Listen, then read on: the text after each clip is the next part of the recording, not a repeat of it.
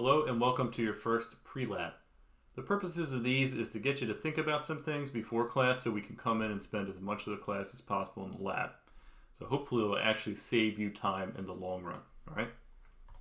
Now here there's a few concepts that I want to go over before the lab that I didn't get a chance to cover in class completely.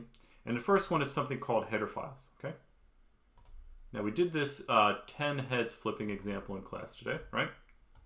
So we talked about if you have this pseudo-random number generator, you can use it to flip a bunch of coins, and as long as you haven't gotten 10 heads in a row, you keep going, and you keep track of how many flips that's taken total. Cool. So, as I showed, I can go ahead and compile this file. I can say g++ 10heads.cpp. I'm actually not in the right directory. Classic mistake. All right. So this 10 heads file is in a folder called CoinFlip within the CS174 folder that I happen to be in. So I need to change into CoinFlip first. So whenever you see no such file directory, that's a hint that if you think the file exists, you're probably in the wrong directory in the terminal. Okay, so now I think I'm in the right directory. I see a file called 10heads.cpp. So I'm going to go ahead and do that again. And it created this file a.out, which, as I explained in class, that's what you get if you don't specify a name to output this to. A.out is your default executable, which will show up in green. So let me get rid of that. Actually, I'm going to remove the one I made earlier today too. And so if I go back up to my G++, if I also add the following command line arguments or command line parameters, if I say hyphen O, 10 heads, this is maybe what I want to call it. Now I've made this program here called 10 heads. And I can run it. Okay, so that's just a review of what we did in class. But one thing I want to observe about this is this pseudo-random number generator certainly is much more useful than just flipping coins. In fact, there's a method that returns a random integer.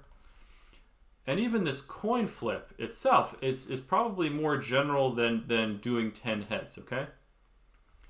So what if, for example, I wanted to make a program that instead of doing this 10 heads experiment where I flip coins until I get 10 in a row, maybe I just want to flip 100 coins and output what they are, okay?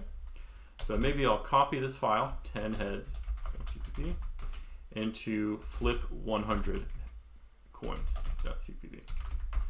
All right, so I just made a copy of this code. Starts off the same, but I'm going to change it a little bit. Maybe I'll say, okay, I'll just make a method called flip 100 coins. And so I'll call that for main. We always want to try to keep our mains pretty small here, usually just for setting up input and output.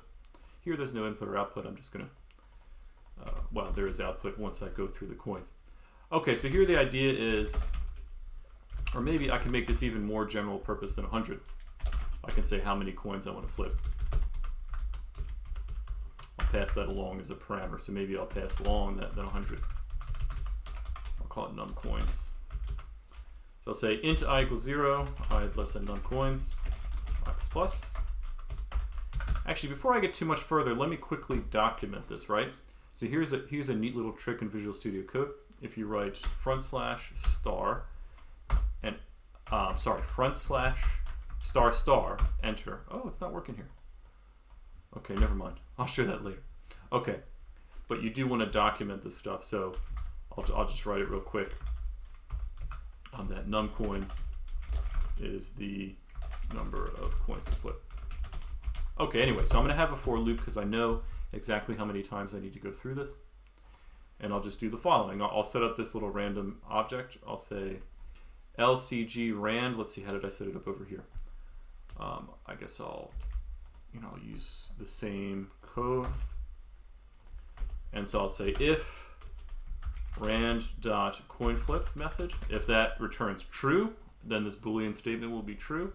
And I'll go into this if statement here. So I'll say printf h, else I'll printf tail, t for tail.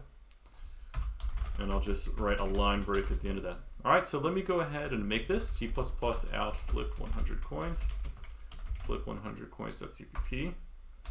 And now you notice I made a new file here, flip 100 coins. So let me run that. And there we see 100 coins. All right, that looks pretty random. Okay, but the annoying thing here, like I said, this code is really general purpose. And what if I wanted to change, what if I found a bug in this code and I needed to update it? Well, I would have to change it here, and I would have to change it here, right? And so there's a lot of reasons that that's a bit annoying. So what I can do is I can actually factor out this code and create what's known as a header file. So I'm going to make the file here.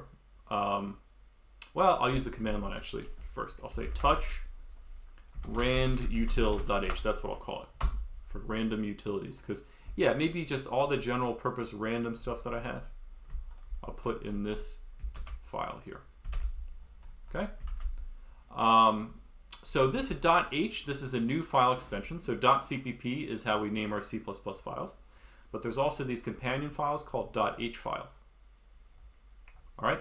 And so here's what we can do now. If we're going to use methods in this header file, we can say pound include, and then in the quotes, instead of the brackets here, randutils.h. Okay?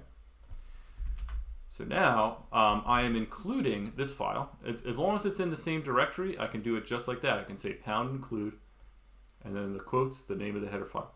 And now I have access to all the methods that were declared in this file. Okay? So I can go ahead and rebuild this. It'll be no problem. But here's the cool thing.